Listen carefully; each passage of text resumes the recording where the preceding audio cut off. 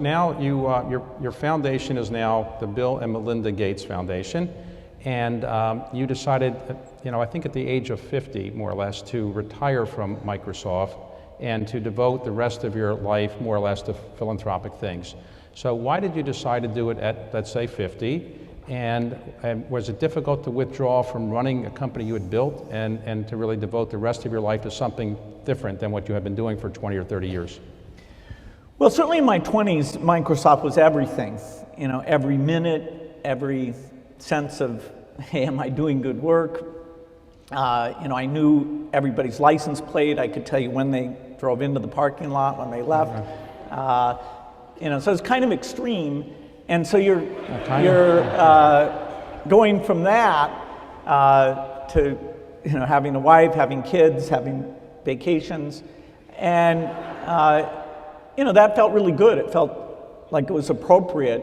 There comes a point where you feel like, okay, what I'm doing at the foundation has more of a unique ability to take pieces, take science, take economics, take systems change delivery, and put those pieces together and get the story to the people who need to hear it. It felt like it really was a ground floor opportunity. And it was great that the foundation, by the time I switched, which was 5.5 years ago, it had by then 250 employees and was running quite well. So I wasn't doing it from scratch. It just was beginning to grab my attention. And so I decided, okay, I'll make that my full-time endeavor, and that it used the things that I enjoy about meeting with scientists and trying to do things that are high risk, but if they work might have a big impact. And at some point you've got to flip from your primary thing is your business to your primary thing being the philanthropy, and so I made that change, which was a big change for me. So you have famously decided that two major areas of the foundation. One is K-12 education in the United States, another is healthcare in emerging markets, particularly in Africa. How did you come to those two areas as the ones you wanted to focus on, and was it difficult for you to actually come to an agreement among yourself and, let's say, Melinda, about what you wanted to focus on? Yeah, the global health thing was pretty straightforward. It's easy not to be aware of the number of children who die and the ill health. If you're a poor child, you have 50 times more chance of dying before the age of 5 than a person in the rich world. And that's partly because you're not getting the right medicines, partly because if you live in equatorial areas, things like malaria are threatening you and not threatening the rich countries. So the idea that that's the greatest inequity in the world, jumped out at us, both from a visiting Africa and parts of Asia and a numeric point of view. Many people think that, okay, Syria is terrible. Yes, it's incredibly terrible, but a few 100,000 over several years is less than 6 million per year. Now, that's the number of children under 5 who die. When the foundation got started, it was 12 million, and so over a period of about a decade, it's gone from 12 million a year to about a little more than 6 million a year. And we'll get it down in our lifetime to under 1 million a year. So the equity between the poor and the rich will largely be eliminated. So that one was clear. Then the question was, okay, given that we live in the United States, the framework of business, law, education, Lakeside, Harvard, that allowed the fortune to be created was here in the US. And so what do you do to give back? And there we picked education because in terms of equity or economic growth, in our view, that's the big missing piece because it's not operating very well. And if it can operate well, it has this monstrous effect. So, and that was pretty easy to agree on because we had a lot of chats about it, and neither of us really varied from that at all. Okay. So the foundation is called the Bill and Melinda Gates Foundation. Suppose you disagree on what to do. How do you decide what to do? It's like raising kids. I mean, you talk and talk. Work it out. Okay. There's quid pro quo. Somehow it always works out. It's never been that difficult because we're talking about what people should we pick and what organization structure. We're going off on different trips, and it's a lot of fun to talk about it. You know, in Microsoft, I had that relationship with Paul Allen for the first 10 years or so. Then I had it with Steve, where even though I was CEO for most of it, and he was, we ran it together. Now the foundation, Okay. Melinda is amazing at playing that role. Okay, so today, let's talk about Warren Buffett. You mentioned him. How did you actually get to meet Warren Buffett initially, and how did you develop such a close relationship with him? Well, it was a very strange thing. My mom said that she was having Kay Graham and Warren Buffett and a bunch of people to a party on July 4th, and I needed to come. And I said, I'm working, Mom. And she said, no, you have to come. So I said, okay, I'll take a helicopter out to this place, stay 2 hours, and then I'll go back. And that seemed to satisfy her. So I went out, and I met Warren. And I thought, hey, what do I have in common with this guy? This guy buys and sells stocks. You know, what does that do to the world? It's just paper. And, you know, the fact that people look at like trends and volumes and they see things going on in those wiggling things, it's not that big value added, really. And so he started to ask me questions that no one had asked me about the computer business, the software business, why IBM hadn't been able to do this, what we were good at, why other companies hadn't come along, what we were doing about growth, pricing, just all the questions that, you know, I sat and thought about. And so then I thought, well, hey, this guy asked good questions. So I was asking about banking and loans and why he invested in certain things, but not in terms of the prices of the stock, but the dynamics of the businesses, the people, the products, the pricing.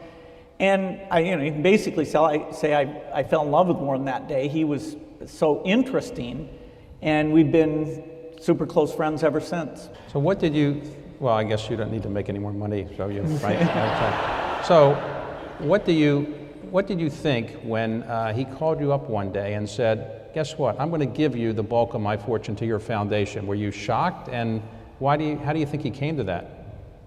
Well, most of the time I knew Warren from 1994 on, he was in the mode I'd been in for a while, which is that he felt his wealth was accumulating, and so it was probably best that it be given away later, or he just liked having the capital to accumulate. He assumed that he would die before his wife Susie, and she was given the responsibility to run a foundation and give it all away. Tragically, she died before he did, and this is about 7.5 years ago now. And it was kind of unusual. A few months after that, he said to me, you know, the logical thing would be for me to give money to your foundation. And that's all he said. He said that would be the logical thing. And I thought about it, and I thought, well, we are at large scale. Okay, I guess that'd be logical. But it wasn't like he was going to do it or anything. Then the next time I saw him, he said, you know, it really would be logical. And I thought, he may be serious about this. So I said to Melinda, he might actually be thinking about this. And it was completely out of the blue.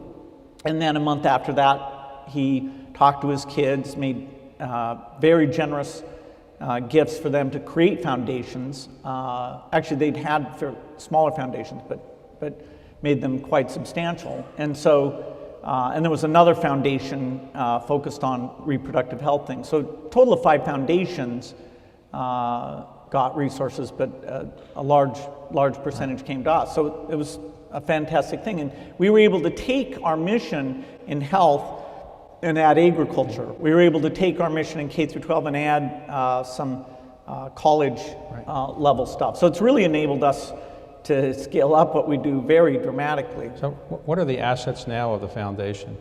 Yeah, the assets are $36 billion, but the gift Warren gives on a yearly basis, stock that's now worth $2.3 billion a year to the foundation. Berkshire's had a particularly good year, and so the corpus that I'm saying, that's the money I put in. So you actually have to almost double it in terms of the yearly payout. So how much are you giving away a year annually? We're just over $4 billion a year. $4 billion. Yeah. And how do you measure the success of the money that you give away? Do you have very good metrics, or you just don't really have perfect metrics? I guess there are no perfect metrics, but how do you follow up and make sure that it's being used the way you want? Well, some things are pretty straightforward to measure. You know, the number of children who die every year, the way that number's measured, it's accurate to within certainly plus or minus 5%. And so if your goal is to drive that number, you know, from 12 million to 6 million, which is where we are now, and from 6 million to 1 million, you either succeed or you don't succeed. That one requires tons of partners. That's not just us. That's development aid budgets and delivery organizations, but we're part of that movement, and you know, really pushed a lot of new science, including new vaccines, into it. So then you have more near-term things like, have you discovered a malaria vaccine or an AIDS vaccine or a TB vaccine, and you look at the scientific progress there. And that is a little softer, but you can tell. In education, if you're giving scholarships, that's straightforward. If you're putting computers into libraries, that's straightforward. If you're trying to help improve the K through 12 personnel system so that the average quality of teaching is much better, that is, the really good teachers share their secrets and certain incentives and professional development are put in so that the average moves up to the top quartile, from today's average to the top quartile today. That, because it's subject to so many uncertainties, including school boards, political processes, union negotiations, desire to maintain the status quo. If you said to me, are we making progress on that one or not, I could talk for a long time, but I wouldn't be able to give you a number.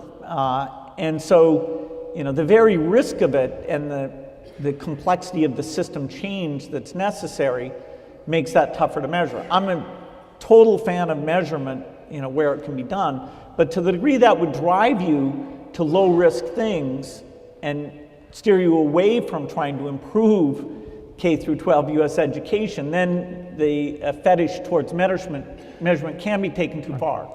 So your foundation is not to be a perpetual foundation. As I understand it, 50 years after the last spouse dies, it's supposed to be terminated. Is that more or less Yeah, right? we lowered it from 50 to 20. 20, okay, sorry, so 20.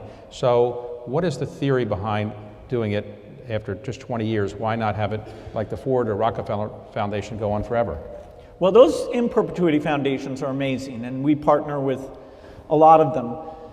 For us, the theory is that we picked some causes, education, you know, global health, and we can actually see childhood death in our lifetime getting to be pretty small. And so we have this very specialized organization. You know, we have malaria experts, we have vaccine manufacturing experts. We are an institution. It's not just the amount of money we give. We are about global health. We have people who think, you know, have done 20,000 hours of videotaping of good teachers, mediocre teachers, looked at what that is, thought about teacher training. So it's a purpose-built organization. And we think that whatever our ideas are about change, in our lifetime plus 20, you know, they'll either work or not work.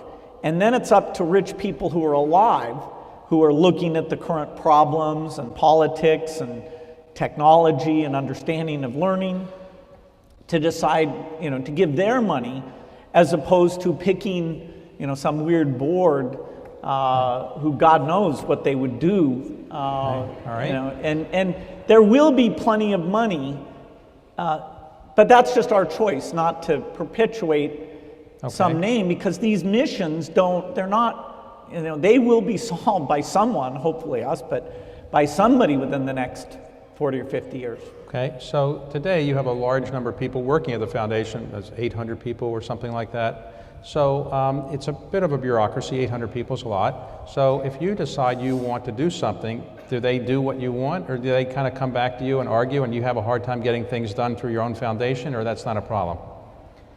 Well, we get them to argue with each other. If you only have one person who works for you, that could be very difficult. Now, seriously, it's like Microsoft was with about 1,000 people, where the understanding of the analytics, the bias towards action, the understanding the different mixes of skill sets that are required. It's pretty exciting to go in I spent this morning discussing our pneumonia strategy because there's some partners here in Boston who are part of that strategy. It's really fun to go through the discussion about which paths we ought to take. So it's, sure there's debate, but you have a lot of knowledge. Many of the problems we work on, it's amazing how little has been put into them, like malaria or pneumonia or diarrhea or designing new toilets. It's amazing how little has been done. So you spend a lot of time traveling the world, as does Melinda, meeting with government officials. Is it ever hard to get a meeting with a government official for you, or they always welcome you because they think you're going to bring a lot of money? They've been very nice. Okay. No, it's great. The ability to take things like their childhood death rate and get that higher on their priority, to have them understand how they compare to other countries, what it is about the way they organize primary health care that's not working. The way they normally pick a cabinet and the way democracy normally works. The great injustice of ill health and the fact that that actually paradoxically means they have very high population growth, and therefore feeding people and maintaining stability is going to be very difficult. That's not, part of their, people aren't coming in and educating them that on a day-to-day. But yeah, the access has been super good. Once I wanted to go see Gaddafi, and Melinda made me hesitate, and then he got killed, so I never got to see him. How do you deal with the problem of wealth and your children? You have 3 children, so obviously growing up as the children of Bill and Melinda Gates obviously has some pluses and some non-pluses, let's say. How do you deal with wealth, and how do you get them interested in philanthropy as well? Well, it's certainly distortionary to have parents who are well off, or just to have parents who are well known. We've said to the kids that the money's going to the foundation, not to them, and so they won't be accepted. What was their reaction to that? Well, every year they're thinking about that and get to ask about it. I don't think kids want that. I mean, partly because they've been told that all along, but I don't think a kid ever comes in and says, yeah, I should have $500 million. I should be able to sit around. I should be able to buy a sports team. I mean, what the heck? In terms of your own contribution to society, what you learn, go off, be a doctor, go off, be a scientist, go off, be a social worker. If you have this pile whose sort of leverage of it being used well kind of exceeds any individual contribution, I think that would be very strange thing. And it's not just you who sees that, it's your friends, everybody around you, and you kind of stick out. You're not going to have to ever worry about certain things. So we've said that to them, and they know we're quite sincere. They've had a chance to travel the world and see these things, but we're not saying to them that they'll have any role at the foundation or they'll have their own foundations, nothing like that at all. But you've decided to leave them some money, but a modest amount.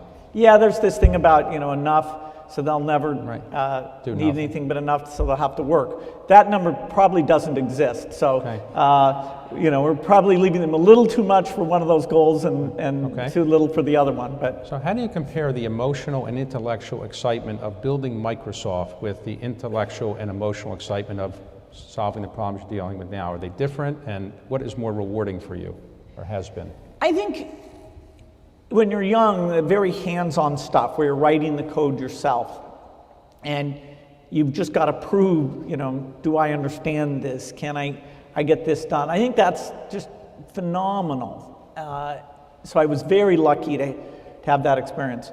Then as Microsoft got larger, my role was more indirect in terms of picking teams, backing teams, picking general directions. And so my role when I left my full-time work at Microsoft, and what I'm doing now at the foundation is very similar. Now the domains, I have to understand vaccines and northern Nigeria dysfunction. So the problems, the specifics on the problems are different, and that's let me broaden the kind of science exposure that I get which I've enjoyed. But it's pretty darn similar to what I was doing in my 40s at Microsoft, what I'm doing in the foundation now. So you meet a lot of very smart scientists now. Have you met some who say these people are so smart that even I can't keep up with them? There's no way. Oh, absolutely. People, the world is very specialized. You know, it's like these people who play bridge. They are, you know, I don't care how much general extra IQ you bring to the problem.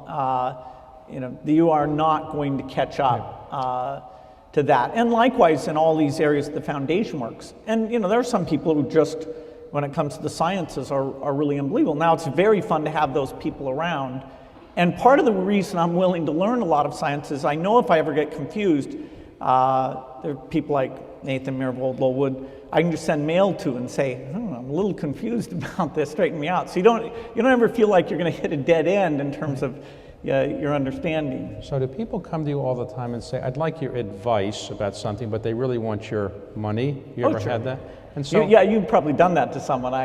Not to me, you haven't. Seriously. But yeah, sure.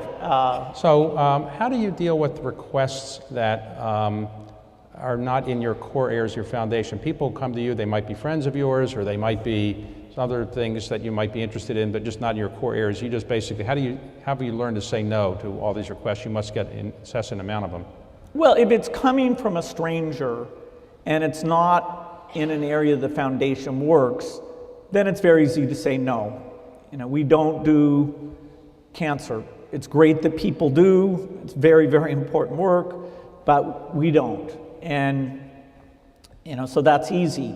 If it fits into the foundation, then because of our scale, we have a staff that can look at things and really evaluate. You know, if anybody has ideas about malaria, great. We look at every idea about malaria in great depth. The tough thing is when it's people who you have relationships with, friends, or people that you've asked money for, then you have to consider it, and you know, it's probably wise to set aside 10, 15% of your philanthropy for socially related, and they're not terrible things. Some of them are going to be things you kind of go, oh geez. Okay, so all right, so sometimes you do make some exceptions, but let me ask you. Yeah, I'm not pure. What would you say is the most exciting thing you have done with your money in terms of giving it away? Is there some achievement that you're really particularly proud of? I know it's ongoing, but is there one or two things you would cite and one or two things you would say is a regret that you wish you hadn't done with your money? Oh, what we're doing to eradicate polio, which if we're lucky by 2018 it will become the second disease after smallpox be completely eradicated. That is really exciting.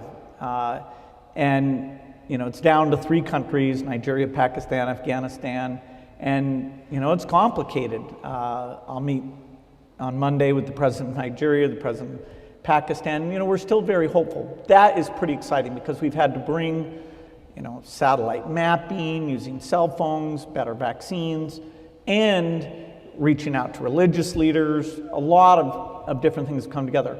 I'd say in terms of what's measurably been done, the work on childhood death and childhood sickness, that's what we're most proud of, and that's largely been done through vaccines. It would be great if our education stuff worked, but that we won't know for probably a decade.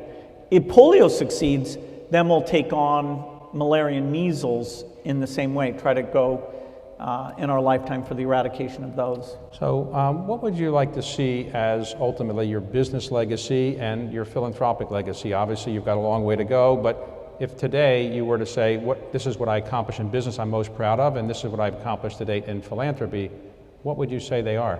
Well, business is hard because Microsoft was a significant part of the creation of the software industry, the personal computer, which led to the internet. And there were many other companies, some of them, yes, Steve Jobs there did important work, but there's like a lot of other people too. He and I were the most prominent, but history always kind of oversimplifies. There were people who did things that completely failed, but we're very suggestive of the right answer to things. So the competitive dynamics, leads to these, some of these markets, winner take all, type results, where today you're seeing Google, Facebook, and certain elements benefit from those dynamics. So I can't really characterize, personal computing, internet software happened a little bit better, a little bit faster, but you can't really pull out one individual's thing. Even if you took a company, if you said Microsoft, then there's a much bigger contribution, but even so, saying that trying to do some counterfactual on that is very hard. So I don't think you can ever sum up a contribution. Well, would you say, take a look at your life? You have a life that most people would envy, a lot of money, a wonderful family, very well respected, successful in everything you've touched. Is there any regrets in your life? Can you make the rest of us feel okay that something isn't perfect in your life and you have some regrets, so we can just feel we're more simpatico with you in that way? No, I'm super lucky, and I wouldn't trade places with anyone close to my age. It's been a lot of fun. There's tons of things that I'm not good at, and so the question is always, can I get somebody involved? Certain day-to-day management things, negotiating things, political things, scientific experts who really do have the time to focus in on one thing, like I did in my 20s, and just really see all the possibilities. And I'm known for being fairly tough sometimes. I think I'm mellowing. I'm more, trying to be more generative in these things. So I have work to do on those things. My wife always gives me good feedback on those things. If you had not, if Microsoft hadn't really taken off, let's suppose, had you ever thought what you would be doing today, or what you would have done with your life? In other words, suppose Microsoft just turned out to be another software company that didn't make it, of which there were thousands those days. What do you think you'd be doing now? Well, software is pretty magical stuff. So even if I'd been consigned to a pretty modest role in the software game, software in the 1980 to even now, and we're just at the beginning because speech, vision, software's getting really good. And some great holy grails of that industry that I sat and dreamed about as a freshman here at Harvard, we're finally making great progress on those things. So even if I'd had to do a fairly small company, I don't think I would have ever felt like, I should go be a lawyer, which my dad was, and when I was very young, I originally thought that's what I would do, or a mathematician, which has certain prestige, but very few people get to contribute to it. So software, either software research or even having a modest software company, I think that there are eras where certain kinds of endeavors are having more impact. It's not like I think, I wish I'd been doing auto engineering in the 1980s. I'm not trying to denigrate the people who are doing auto engineering, but it wasn't in an exponential change the world type mode. Today there's certain things in biology, hopefully in energy, still in the software IT space. So there's more domains now that are changing the world. So young people have more choices where they could, and I'm not saying economics, just in terms of their IQ having huge impact. There's more choices today than when I was young. So, given the financial success you have and all the things you have today, would you give them up for 10 additional years of your life? Let's suppose you could be 10 years younger, but you had to give away all your money, but you know you're going to live 10 years longer and have good health in that. Or would you be happy with where you are? For 20. 20, okay. We can negotiate for 15. Yeah. Now, you're obviously the world's largest philanthropist, but you've also tried to proselytize a little bit on philanthropy by starting the Giving Pledge with Warren Buffett and Melinda. Can you explain what the Giving Pledge is supposed to do? Well, it grew out of a dinners that Warren said, hey, let's go talk to people who are doing philanthropy and see how they got into it, what they like about it, what do they think about staff or causes. And so we had actually 4 dinners, and it was wonderful to hear people's passion and the different things they were working on. We weren't trying to convince them to give to our causes, and except for very few cases, they weren't trying to convince us to give theirs. It really was just sharing about giving. And at the end of each of those dinners, people said, hey, what should we do to maybe get other people to start younger or to feel less isolated, that they could learn from each other about this thing and draw a bit more people in, because we think they'll feel good about it. And we talked about a few constructs. So this idea of a pledge to give more than half, that the very most successful could come together in a group that had done that and learn from each other, share experiences, positive and negative, with each other, that sort of came into being. And amazingly, when we first called around, I think we got about 35 people fairly quickly into it. You know, you joined very early on, and now it's a yearly get-together, although there's more special learning sessions that people go to, about 3 or 4 of those a year. I've met a lot of interesting people, I've learned a lot, and you know, I think people are a little smarter and starting a little earlier. So you now have a long time to probably continue doing what you're doing, but do you think you'll ever slow down and really, let's say, relax in a traditional sense, or you're going to be driven like this for another 10, 20, 30 years?